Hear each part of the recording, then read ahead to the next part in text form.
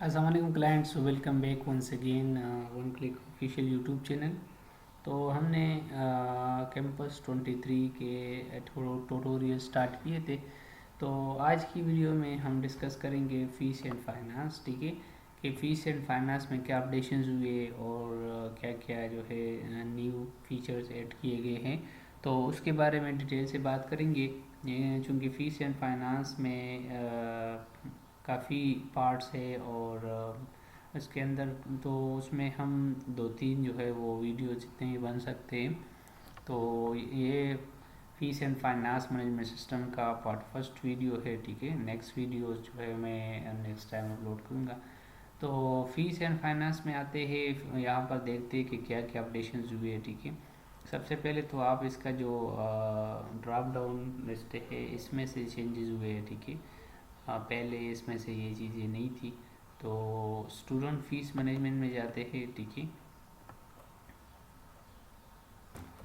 तो यहाँ पर हम क्लास सेलेक्ट कर लेंगे। ठीक है, और क्लास के बाद फिर हम यहाँ पर ग्रुप सेलेक्ट कर लेंगे। ठीक है, अब चेंजेस इसमें क्या है तो फीस स्ट्रक्चर में हमने जो है ना रोज़ को इंक्रीज़ किया है, यहाँ पर इसको अपडेट किया है। पहले जो 19 कैंपस में था वहाँ पर फीस स्ट्रक्चर जो था वो 10 रोज़ थे। ठीक है, अब हमने 18 तक किए।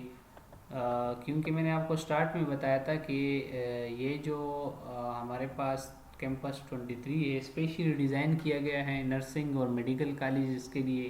क्योंकि उनके जो फीस स्ट्रक्चर होता है, उनके जो टाइटल्स होते हैं फीस के टाइटल हेड्स, तो वो बहुत ज़्यादा होते हैं। ठीक है, तो उस वजह से हमने जो है ना ये इसमें अपडेशंस किए हैं। ठीक है, तो सबसे पहले बाकी जो फ़ी स्ट्रक्चर बनाने का तरीका है वो इस वर्जन में और 19 वर्जन में दोनों में सेम है। ठीक है, तो यहाँ पर हम फ़ी स्ट्रक्चर बनाएंगे इस क्लास के लिए 2 इयर्स डिप्लोमा कैटेगरी बी के स्टूडेंट्स। ये डेमो डेमो है, तो इसमें हमने क्लास बनाया है। तो इनके लिए हम फ़ी स्ट्रक्चर बनाते हैं। तो सबसे पहले यहाँ पर याद रखिए कि फ़ी स्ट्रक्चर बनाने के लिए आपने फ़ीस टर्म जो है वो सेलेक्ट करना है। फ़ीस टर्म अब क्या होता है, फ़ीस टर्म का मतलब ये होता है कि अगर आप मंथली फ़ीस लेते हैं स्टूडेंट से, या ईयरली लेते हैं, या सेमेस्टर वाइज लेते हैं। ठीक है, या मंथली ईयर लेते हैं। फॉर एग्ज़ाम्पल आप लेते हैं मंथली भी, ठीक है, और सेमेस्टर भी। ठीक है, मंथली सेमेस्टर वाइज, तो ये इस तरह फिर बना लेंगे, मंथली भी लेते हैं सेमेस्टर वाइज भी लेते हैं। ठीक है, और अगर आप तीनों लेते तो स्लेश ईयरली भी कर लें, इसमें कोई इशू नहीं। कि आप लोगों को पता हो, स्टूडेंट्स को क्लियर हो।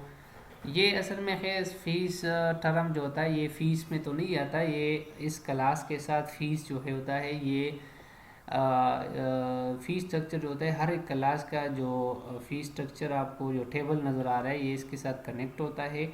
जब आप क्लास चेंज करते हैं तो ये हेड वाइज ये टाइटल्स चेंज होते हैं। ठीक है, अब इसका फ़ायदा ये है फ़ीस टर्म का कि आपने एक स्टूडेंट को सिर्फ टाइटल्स वगैरह बनाने, बाकी ये सब के लिए ख़ुद ब खुद आ जाते हैं, बार बार आपको बनाना नहीं पड़ता। तो इसका ये फ़ायदा है। फॉर एग्ज़ाम्पल यहाँ पर हम टाइटल्स बनाते हैं। ठीक है, एडमिशन फ़ीस। ठीक है, और यहाँ पर हम लिखते हैं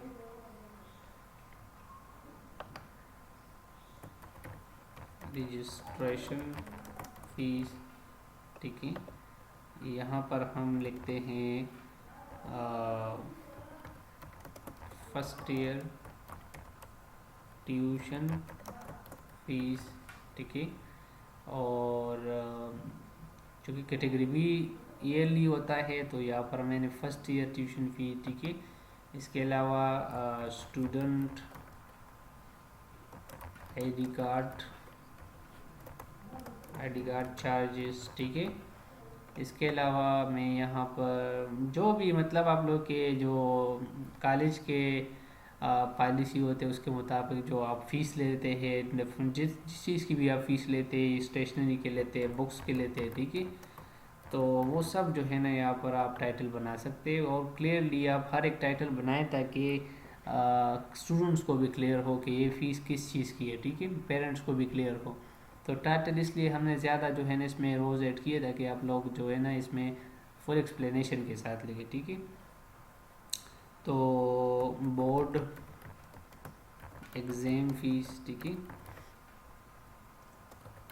फर्स्ट ईयर। इसी तरह आप यहाँ पर लिख ले कि सेकेंड ईयर ट्यूशन फीस। अब यहाँ पर मैं आप लोगों को एक सजेशन देता हूँ, ठीक है। वो ये है ना कि अगर आप चाहते हैं कि हम एक दफ़ा जो हमारे पास कोर्स है उसके फुल ड्यूरेशन का हम बना लें, ठीक है। मतलब ये है कि अगर आप एक सेमेस्टर के लिए बनाते हैं या मंथली बनाते हैं तो फिर आप क्या करेंगे, आप हर मंथ यहाँ पर मंथ चेंज करके, ठीक है, मतलब जो चालान का हम कहते हैं चालान for the month of period, ये चेंज करके आप दोबारा पोस्टिंग करेंगे, ठीक है। हर मंथ के बाद पोस्टिंग करेंगे। पोस्टिंग का मतलब ये होता है कि आप जो स्टूडेंट के रजिस्टर में मतलब वो फीस देते हैं, हम रिसीव करते हैं, तो वहाँ पर हर मंथ का नेक्स्ट मंथ के साथ प्लस हो जाता है। और इसी तरह स्टूडेंट फिर पे करते हैं, वहाँ पर उनके जो स्लिप होता है, फ़ीस स्लिप या चालान भी आप उसे कह सकते हैं, तो उसमें मेंशन होता है कि इस मंथ का फ़ीस है। तो उसमें ये होगा कि आपने फिर हर मंथ का बनाना है, एंड ऑफ द मंथ जो आप जो है ना इसके लिए बनाएंगे, ठीक है। तो मैं आपको सजेशन ये देता हूँ कि अगर आप क्योंकि मेडिकल और नर्सिंग कॉलेजेस में जितने भी स्टूडेंट्स होते हैं उनका जो ड्यूरेशन होता है वो पहले से हर चीज़ पता होती है कि इस मंथ में एग्ज़ाम होता है, इस मंथ में न्यू सेमेस्टर स्टार्ट होता है, या इस मंथ में जो है ना वो क्लोज़ होगा, ये सारी तरतीब। तो ज़्यादातर जितने भी नर्सिंग और मेडिकल कॉलेज होते हैं, और एक तो ये कि उनमें छुट्टियां वगैरह बहुत कम होती है, ठीक है। रेगुलर क्लासेस होते हैं, एग्ज़ाम के बाद फिर next semester and so on, इसी तरह होता है, ब्रेक बहुत कम होता है। दूसरी बात ये कि उसमें फ़ीस वगैरह के दरमियान में कोई मंथ वगैरह स्किप नहीं करते, वो पूरा फ़ीस रिसीव करते हैं स्टूडेंट से। तो मैं आपको ये सजेशन देता हूँ कि आप पूरे ईयर का जितने हेड वाइज टाइटल आप फीस लेते हैं वो सारा लिख लें, ठीक है। और वो सारा फीस स्ट्रक्चर इनके लिए बना लें। फॉर एग्जांपल ये 2 ईयर्स डिप्लोमा है, ठीक है, तो इनको हम बना लेंगे 2 साल का पूरा फीस। बाकी जो डिस्काउंट वगैरह है वो सब हम इधर ही कर लेंगे। अब इसका फ़ायदा ये होगा कि एक तो स्टूडेंट को पता होगा कि मेरा फॉर एग्ज़ाम्पल 1 लाख 2 लाख मेरा फ़ीस बनता है, और ये फ़ीस मैंने 2 साल के अंदर अंदर ख़त्म करना है, ठीक है।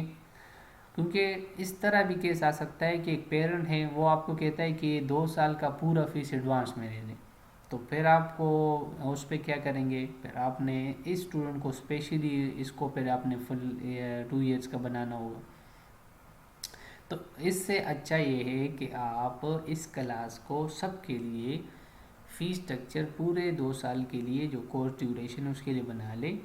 और उसके बाद जो है ना उनके रिसीविंग आप बस फिर पेरेंट्स की मर्ज़ी है, अगर वो मंथली करे जो आपकी मतलब पॉलिसी है कॉलेज की, उसके मुताबिक आप मंथली चार्ज करते हैं, सेमेस्टर वाइज चार्ज करते हैं। क्योंकि ये हेड वाइज जो है आपको निकालेगा रिपोर्ट कि हेड वाइज आपके पास कितने कितने फ़ीस आने वाले हैं, कितने जमा हुए हैं, तो ऑलरेडी रिपोर्ट बनता है, तो इसका कोई इशू नहीं है। तो लिहाजा आप इसको यहाँ पर जो है ना हेड वाइज फुल डिटेल के साथ बना ले, तो इससे आपको भी फ़ायदा होगा, पेरेंट्स को भी फ़ायदा होगा, क्लियर होगा, सब कुछ फेयर सिस्टम होगा, ठीक है। तो यहाँ पर मैंने second year tuition fees mention किया, फिर उसके बाद मैंने यहाँ पर चूँकि फर्स्ट ये जो एडमिशन वगैरह रजिस्ट्रेशन ये स्टार्टिंग में होता है हर एक कॉलेज में, स्टूडेंट की रजिस्ट्रेशन इनरोलमेंट्स भी कहते हैं इसको, और ये सब कुछ ये बोर्ड की तरफ से होते हैं, ये स्टार्ट में होता है। फिर नेक्स्ट ईयर या नेक्स्ट सेमेस्टर जो होता है फिर वो इसी तरह ट्यूशन फ़ीस वगैरह ये दिए जाते हैं, और एग्ज़ाम फ़ीस एग्ज़ाम डेज़ के अंदर। और अगर आप मिड टर्म के एग्ज़ाम के फ़ीस लेते तो आप यहाँ पर मिड टर्म भी मेंशन कर सकते हैं कि first year mid term exam fees, second year mid term जो भी आप फ़ीस लेते हैं, ये बहुत ज़्यादा यहाँ पर 18 ये मैक्सिमम है, इतने ज़्यादा नहीं होते, ठीक है। तो सेकंड ईयर एग्ज़ाम फ़ीस, ठीक है। इसके बाद हॉस्पिटल ट्रेनिंग फ़ीस, ठीक है। फिर इसके बाद कोर्स कंप्लीशन फ़ीस, ये सारी चीज़ें होती रहती है मेडिकल कॉलेजेस में। फिर इसके बाद लास्ट में आ जाता है डिप्लोमा फ़ीस, ठीक है। बस इसके बाद स्टूडेंट का सब कुछ ख़त्म हो जाता है। नॉर्मल फ़ीस वो जो आप इन हाउस आपने किए, नॉर्मल फ़ीसेस जो आपने एडवर्टाइजमेंट में किए कि हम ये इतना फ़ीस चार्ज करते हैं, ठीक है, तो फॉर एग्ज़ाम्पल नॉर्मली आप 25,000 एडमिशन लेते हैं, ठीक है, और आप 5,500 आप जो है ना रजिस्ट्रेशन लेते हैं। फर्स्ट ईयर ट्यूशन का ईयर आप जो है ना फॉर एग्ज़ाम्पल 80,000 एक साल का लेते हैं, ठीक है। स्टूडेंट आईडी कार्ड का आप 1,000 लेते हैं। बुक्स के आप जो है ना फॉर एग्ज़ाम्पल 1,500 लेते हैं, ठीक है। बोर्ड एग्जामिनेशन फ़ीस आप फॉर एग्ज़ाम्पल 6,000 लेते हैं। सेकेंड ईयर का, चूँकि फर्स्ट ईयर का जो होता है सेकेंड ईयर का भी इस तरह, ठीक है। और इसके अलावा सेकेंड ईयर एग्ज़ाम फ़ीस जो है वो भी आप चार्ज करते हैं। हॉस्पिटल ट्रेनिंग फ़ीस आप जो है ना लेते हैं, ठीक है। कोर्स कंप्लीशन आप 2500 लेते हैं। ये फ़र्ज़ी मैंने आर्जी जो है ना वो बनाए, आप फिर अपनी मर्ज़ी के मुताबिक बना लें, ठीक है। अब यहाँ पर ये नॉर्मल फीस हो गए। अब क्या करना है, अगर आपने इस स्टूडेंट को डिस्काउंट करना है, ठीक है, क्योंकि हर एक कॉलेजेस में होते हैं कि सब स्टूडेंट का फ़ीस जो है वो सेम नहीं होता, अप डाउन होता है, किसी का कम किसी का नॉर्मल, ठीक है।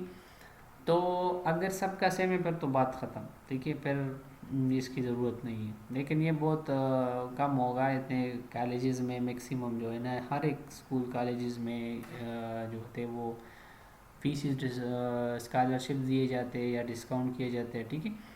तो फिर अगर आपने एक स्टूडेंट को डिस्काउंट करना है तो आपने उस स्टूडेंट को पहले सेलेक्ट करना है। अब इसका क्या फ़ायदा है, इसका ये होता है कि इसी स्टूडेंट में जो डिस्काउंट होगा वो अप्लाई होगा, क्योंकि अब ये ज़रूर नहीं है कि ये डिस्काउंट सबके लिए है, ठीक है। हाँ, अगर आपका पूरे क्लास के लिए कोई स्कॉलरशिप है या कोई अनाउंसमेंट है सबके लिए फीसिस में, तो फिर ज़रूरत नहीं है, फिर आप सबको डिस्काउंट कर ले, सबको जो है ना पोस्टिंग कर ले, तो सब पे अप्लाई हो जाते हैं, ठीक है।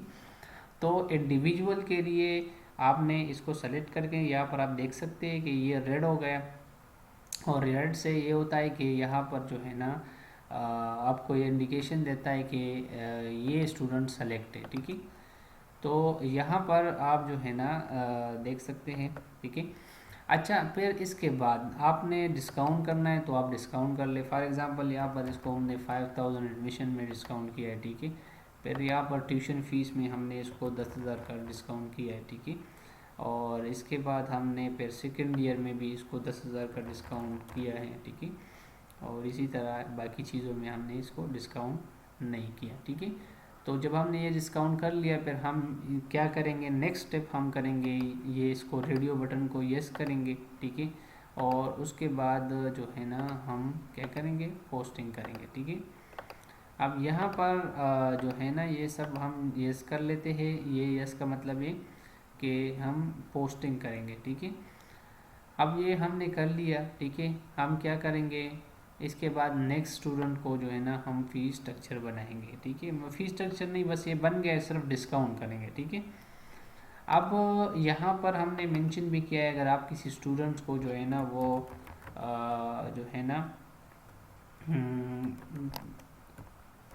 डिस्काउंट कर रहे हैं और उसका रीज़न लिख रहे हैं, ठीक है। तो मैंने यहाँ पर लिखा अर्पण टैलेंटेड भी लिख सकते हैं, स्कॉलरशिप भी लिख सकते हैं, ठीक है, कुछ भी लिख सकते हैं।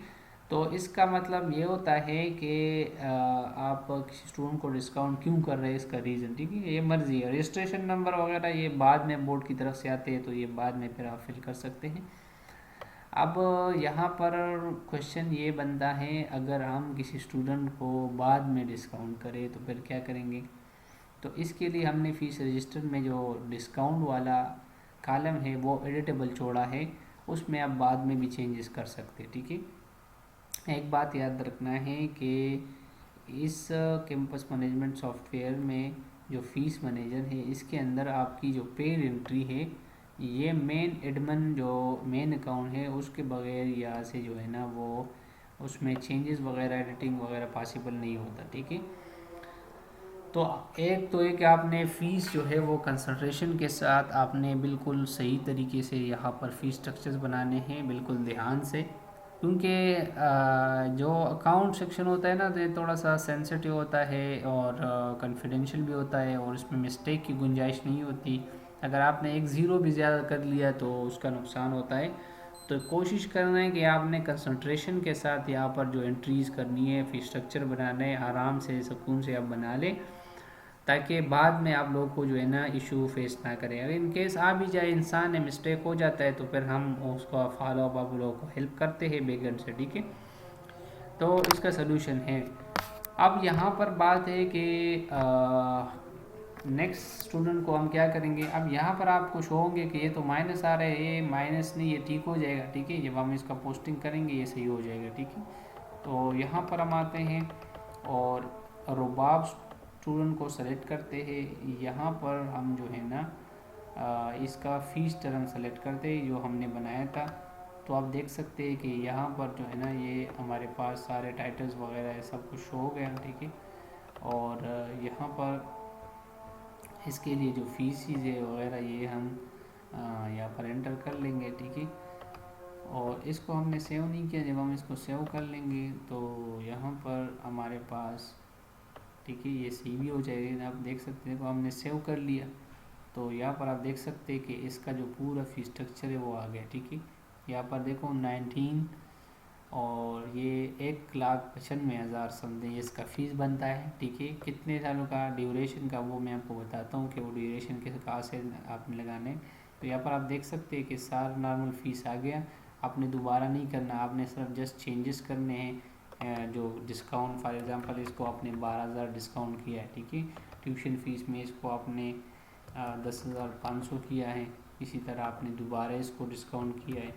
तो ये आप जो है ना कम्प्लीटली यहाँ पर आप डिस्काउंट करके उसके बाद रेडियो बटन पे यस करके आपने क्या करना है, आपने पोस्टिंग करनी है, ठीक है। तो यहाँ पर इसके बाद जो लास्ट स्टेप है, आपने यहाँ पर नीचे आकर नीचे यहाँ पर सेटिंग का बटन सेटिंग्स पे क्लिक करना है और यहाँ पर आपने इस जो 2 साल का ड्यूरेशन है इसको आपने मेंशन करना है कि ये जो फीस है फॉर द मंथ फ्राम कि इसका जो क्लासेस स्टार्ट हो गए वो 1 अप्रैल से स्टार्ट हो गए 2024, ठीक है।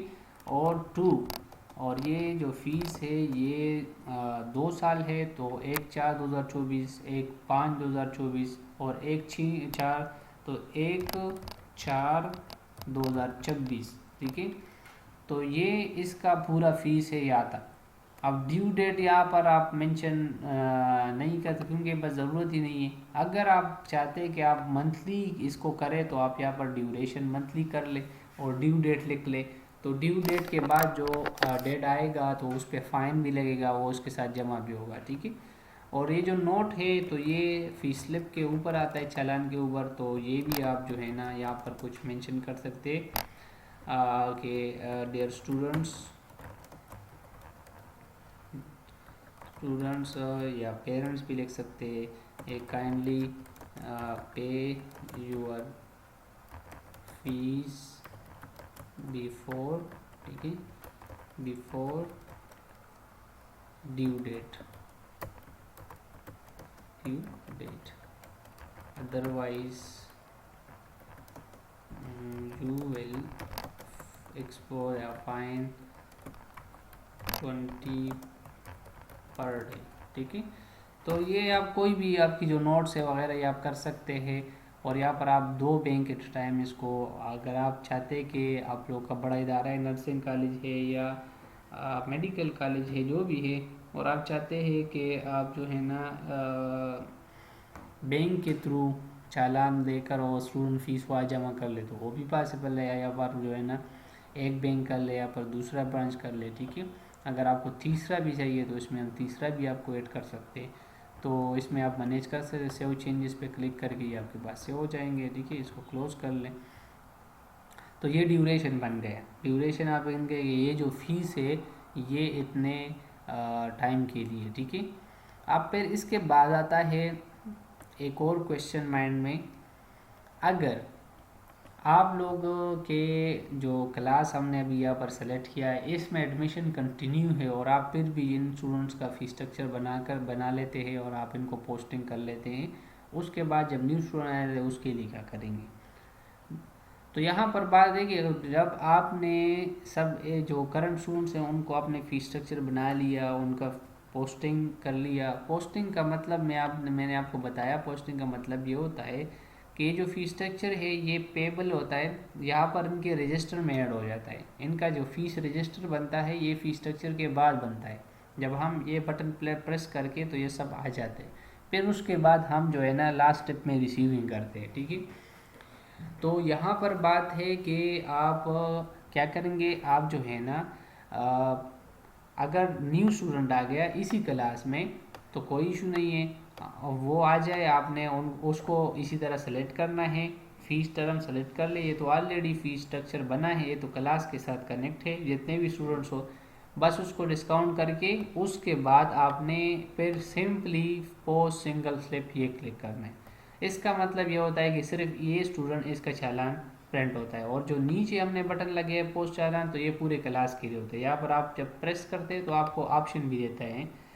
हाँ, यहाँ पर कह रहे हैं कि ड्यू डेट, अच्छा ड्यू डेट आप जनरली अपने आप से खुद से सेलेक्ट कर ले, ड्यू डेट सेलेक्ट करना मस्ट है, तो आप यहाँ पर कोई भी डेट सेलेक्ट कर ले, ठीक है। तो आगे पीछे कोई भी हो, तो जब ये आप बटन प्रेस करते हैं तो आपके पास आता है कि to proceed student challan fees, ठीक है। तो ये पूरे इस क्लास के लिए ये आपके पास ये देखिए, चूँकि इसमें 2 स्टूडेंट्स है तो ये जल्दी जो है ना ये पोस्ट हो गया, ठीक है। अगर आपके पास ज़्यादा स्टूडेंट्स भी हो तो ये विद इन सेकंड जो है ना आपके पास पूरे क्लास को पोस्टिंग कर लेता है। तो आप देख सकते हैं रुबाब खान जो है वो सेलेक्ट हुआ है, ठीक है, यहाँ पर नीचे, और यहाँ पर जो है ना इसका पूरा फीस स्ट्रक्चर आया है। यहाँ पर देख सकते हैं कि चालान पीरियड फ्राम 1/4/24 टू 1/4/26, तो ये इसका चालान पीरियड भी आ गया, ये इस फीस स्लिप में आता है मेंशन। बाकी बिल्कुल वाज़ेह एडमिशन फ़ीस ये है, रजिस्ट्रेशन ये वो फीस है जो ये पे करेगा। बाकी डिस्काउंट ये ख़त्म हो गया, वो उसने वो जब रिसीविंग करेंगे उसमें शो होगा। यहाँ पर हमने ये सारे चेंजेस किए हैं। इसके बाद जो आपको मैं रिसीविंग दिखाता हूँ तो वहाँ पर भी हमने काफ़ी चेंजेस किए जो 19 में नहीं थी यहाँ पर, और उसका जो फीस स्ट्रक्चर था वो सिंपल है। यहाँ पर हमने काफ़ी एक्सप्लेनेशन के साथ इसको थोड़ा अपडेट किया है, और ये स्पेशली जो है ना मेडिकल कॉलेज के लिए बहुत यूज़फुल है, ठीक है। उनका ये सारा तरतीब, तो ये हमने डिज़ाइन भी एक कॉलेज के लिए किया है, उनका एक पूरा नेटवर्क है मेडिकल कॉलेजेस का, तो उनके लिए हमने ये बनाया था, तो उसमें फिर हमने मज़ीद भी अपडेशन किए, ठीक है। तो इसके बाद जब आप ये स्टूडेंट है, इसका 2 साल का जो फीस है वो 1,87,000 है। अब ये चाहते हैं कि मैं मंथली करूँ, ईयरली करूँ, जितना भी करे, तो यहाँ पर एडिट एंड पे आ जाए, और यहाँ पर आप देख सकते हैं कि कंप्लीट फीस रजिस्टर ओपन हो गया, ठीक है। और यहाँ पर आप जो है ना इसको यहाँ पर आप देख सकते हैं कि जो हमारे पास फीसिस है, ठीक है, तो वो यहाँ पर मेंशन है, जो टेबल है ये पे करेगा, ठीक है, और जो पे करेगा वो यहाँ पर शो होगा, और बाकी डिस्काउंट भी किया है वो डिस्काउंट भी यहाँ पर शो होता है, ठीक है। तो ये जो होता है ये हमारे पास यहाँ पर हम सेव चेंजेस कर लेंगे, जो हमने काम किए वो ताकि वो अपडेट हो जाए, ठीक है। हम एक स्टूडेंट्स को लेट सपोज जोया ख़ान को हमने सेलेक्ट किया, ठीक है, तो जोया ख़ान का फीस स्ट्रक्चर नीचे। यहाँ पर आपने एक काम करना है, देखो हमेशा याद रखें, मैंने आपको पहले ही बताया कि आपने अकाउंट सेक्शन में ध्यान से काम करना है। अब मैंने इससे पहले दूसरा स्टूडेंट सेलेक्ट किया था, यहाँ पर मैंने जोया ख़ान को जब सेलेक्ट किया तो नीचे भी जोया ख़ान का आईडी और नाम होना चाहिए। इसका मतलब ये कि ये इसका ही फीस स्ट्रक्चर में हम रिसीविंग कर रहे हैं, ठीक है।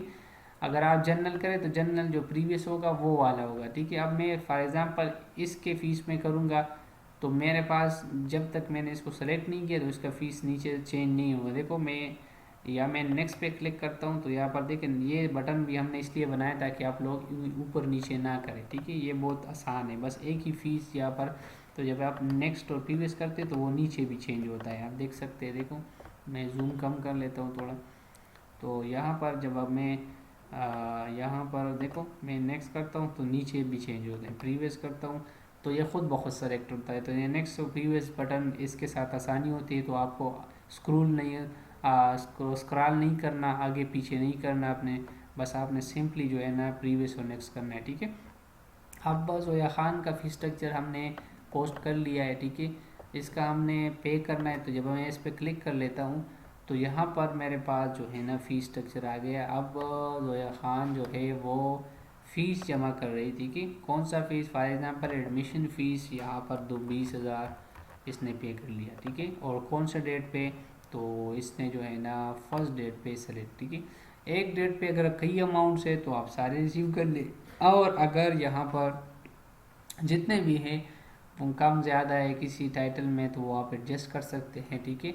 तो वो हर एक अपने अपने टाइटल्स में भी कर सकते हैं, मतलब कि इसने एडमिशन का फ़ीस दिया तो एडमिशन में डाले, रजिस्ट्रेशन का दिया है, ठीक है, या सिर्फ आईडी कार्ड का दिया है या सिर्फ बुक्स के दिए, और एक डेट पे 2-3 दिए 2-3 डाल लें। अगर एक डेट पे एक दिया है फिर दूसरे डेट पे दिया है फिर तीसरे, तो अलग अलग डेट पे आप डाल सकते हैं, ताकि आपको डेली जो है इनकम आता है उसका डिटेल भी जो है ना डेली वाइज स्टार्टिंग में आ जाए कि डेली हमारे पास इतना इनकम आया। तो कोशिश करें कि जो डिफरेंट डेज़ की जो एंट्री है एक दिन में ना करें, अलग अलग में करें, ताकि आप लोगों को पता चले कि आज के दिन में हमारे पास कितना इनकम आया और हमारे पास कैश इन हैंड कितना है। ये बाद में जो रिपोर्ट बनते हैं उससे इस पे वो असर करता है यहाँ से, ठीक है। तो क्योंकि ये आप लोगों का इनकम होता है, तो यहाँ पर आपने ये ख्याल करना है कि आपने जो जिस डेट पे आप बेशक जो है ना एंड ऑफ द डे सारी एंट्रीज कंबाइन कर ले, अगर उस टाइम आपके पास टाइम ना मिले तो आप आज के डेट पे फॉर एग्ज़ाम्पल आज 5 अप्रैल है, तो आज जो है ना आप के पास आए 30-40 स्टूडेंट्स के फ़ीस आए, तो आप उसी टाइम भी करें, अच्छी बात है। अगर आप उसी टाइम करें उनको उनके पेरेंट्स को मैसेज भी जाएगा कि thanks for paying this amount, ठीक है, तो कंफर्म भी हो जाता है, ऑटोमेटिक मैसेज जाता है। जब आप सबमिट बटन पे क्लिक कर लेते हैं तो डायरेक्ट ही कंफर्म कर लेते हैं, तो मैसेज चला जाता है कि इसका फ़ीस ये जमा हो गया और इसकी हिस्ट्री बन जाती है, ये हिस्ट्री है, ठीक है, कि इस अकाउंटेंट ने जो है ना इस डेट पे, ठीक है, जोया ख़ान इसकी आईडी नंबर और उसका क्लास और इसका फ़ीस ये पेड हो गया। और यहाँ पर आप देख सकते हैं कि इसका जो टोटल फ़ीस है, ठीक है, जो 1,95,000 है, उसमें से 20,000 20,000 वो जमा हो गए और 1,75,000 रनिंग बैलेंस हो गए। देखो इसका ये फ़ायदा है, मैंने आपको जो स्टार्ट में बताया कि एक दफ़ा सारे ईयर का 2 साल का पूरे कोर्स का जो फीस आप बना लें, उसके बाद जो है ना ये जितना भी आप फीस जमा करेंगे, मंथली करें ईयरली करें, वो माइनस होता जाएगा। और रनिंग बैलेंस अब ये इनकी मर्ज़ी है, इन्होंने ये 2 साल में ख़त्म करने, ये जमा करने, तब तक उनको डिग्री नहीं मिली, तो ये मतलब ये कि 2 साल में ख़त्म हो, तो ये उनकी मर्ज़ी है, अगर वो एक सेमेस्टर में पूरा दे दे या वो थोड़ा थोड़ा दे, ठीक है, जो आप लोगों की पॉलिसी होती है, रूल्स रेगुलेशन होते हैं। यहाँ पर फिर हमारे पास फ़ाइन और ड्यूज़ मैनेजर का जो पूरा सिस्टम है वो भी हमने ऐड किया है। यहाँ पर आप जो है ना फ़ाइन जो है डेट किस डेट का वो सब कुछ आप कर सकते हैं, जो स्टूडेंट के ऊपर आप फ़ाइन लगाते हैं, तो जो जिस डेट पे हो फॉर एग्ज़ाम्पल 5/4, ठीक है, आज के डे पे, तो यहाँ पर आप जो है ना इसको ओके कर लेते हैं, ठीक है। और आप क्या कर लेते हैं कि पोस्ट रिसीव, ठीक है, तो आप पोस्ट करते हैं कि कितना फ़ाइन है, तो उसका आप यहाँ पर 5 जो है ना आप इसके साथ जी तो यहाँ पर जो है ना आप फ़ाइन डाल सकते हैं, जितना फ़ाइन भी आप वो आपके कॉलेज के रूल्स रेगुलेशन के मुताबिक है। तो फिर आप ओके कर ले तो ये फ़ाइन इसके पास इम्पोज्ड हो जाएगा। आप देख सकते हैं कि 50 रुपये इनके ऊपर जो है ना वो पोस्ट हो गए। तो ये पूरा अगर आप रिसीव करते हैं तो वो यहाँ पर रिसीव, तो ये फ़ाइन का अलग जो है ना एक रिपोर्ट भी बनता है और ये पूरा सिस्टम फ़ाइन का होता है, ठीक है। तो ये अपडेशन 20 में हमने किए। बाकी ये आप प्रिंट आउट कर सकते हैं, प्रिंट आउट बहुत ज़बरदस्त तरीके से फुल एक्सप्लेनेशन के साथ ये पेरेंट्स को दे सकते हैं। अगर एक पेरेंट आ गया और आपको उसको बताया कि अभी तक हमने कितने फ़ीस जमा किए, तो इसमें पूरा डिटेल होता है, यहाँ पर पूरा स्टूडेंट का पूरा इन्फॉर्मेशन, ये फ़ीस रजिस्टर है, ठीक है। इसके बाद जो है ना यहाँ पर इसका फ़ीस टाइटल्स, और उसके बाद यहाँ पर इसने जो रिसीव किए, जो पूरा रिसीव कर ले तो ये ग्रीन हो जाते हैं, ठीक है, वो पता चलता है कि ये फ़ीस ख़त्म हो गया। नीचे जो है ना तो हर एक कॉलम में भी जो है ना फुल डिटेल होता है, ठीक है, और ओवरऑल भी कि इसने कितने पेड किए हैं और कितना रिमेनिंग है, ये सब भी जो है ना फुल डिटेल के साथ तो आप प्रिंट आउट कर सकते हैं और ये पेरेंट्स को दे सकते हैं। तो बहुत ज़बरदस्त तरीके से इसमें ये अपडेशंस आए हैं और इसमें यही फ़ायदा है कि इसके जो जितने भी फ़ीस स्ट्रक्चर है, अगर आप बाद में इसका कोई फ़ीस वगैरह और ऐड करना चाहते हैं तो फिर आप इसी को सिंगल चालान करके इसके साथ वो ऐड हो जाता है, ठीक है। और अगर आप जो है ना पोस्टिंग कर ले, आपसे मिस्टेक हो गया, तो ये बिफ़ोर जो पेड एंट्री है इसको आप डिलीट कर सकते हैं, ठीक है, दोबारा कर ले और अगर पेड हो गया तो यहाँ पर आपको ये मैसेज आएगा कि only campus admin can delete entry. जो मेन एडमिन अकाउंट है तो वो जो है ना इस एंट्री को डिलीट और एडिट कर सकता है। जो और बाकी जो अकाउंट्स है उसमें से ये सिक्योरिटी पर्पज़ के लिए हमने यहाँ पर इसमें फिर चेंजेस हो सकते हैं, पॉसिबल है, अगर अथोराइज पर्सन है तो उसको हम कर सकते हैं। ठीक है, तो इस वीडियो में ये काफ़ी है कि आप लोगों को मैंने फ़ी स्ट्रक्चर बनाना कैसे बनाते हैं फ़ी स्ट्रक्चर, उसका पूरा तरीका स्टेप बाय स्टेप समझा दिया। कि फिर उसके बाद मैंने पोस्टिंग भी कर ली, फिर उसके बाद हमने जो चालान का ड्यूरेशन है वो सब कुछ भी सेट कर लिया। उसके बाद हमने फ़ाइन का भी डिस्कस कर लिया, फिर रिसीविंग भी कर ली। तो ये सारी चीज़ें, ये कैंपस 23 में चेंजेस भी, अपडेशंस भी आप लोगों ने देख लिए। फ़ी स्ट्रक्चर सेम इसी तरह 19 में भी बनता है। बाकी फेस जो डैशबोर्ड है वो सारा सेम है। ठीक है, डिज़ाइन वगैरह हर चीज़ सेम है, सिर्फ जो है इनसाइड फ़ी स्ट्रक्चर रिसीविंग में जो है ना वो चेंजेस आए हैं। तो ये जितने भी चेंजेस है ये बहुत यूज़फुल है, फ्रूटफुल है। ठीक है, इसमें से कोई क्वेश्चन हो, कोई कन्फ्यूजन हो तो आप कमेंट में भी कर सकते हैं। ठीक है, आप हमारे साथ कांटेक्ट भी कर सकते हैं व्हाट्सअप नंबर पर। हमारे ऑफिशियल वेबसाइट पे हमारे पूरे डिटेल ऑलरेडी और भी पड़ा है, तो आप यहाँ से हमारे साथ ईमेल भी कर सकते हैं। ठीक है, तो हमारे ऑफिशियल पे हमारे कॉन्टेक्ट नंबर सब कुछ मौजूद है, आप यहाँ पर भी हमारे साथ कांटेक्ट कर सकते हैं।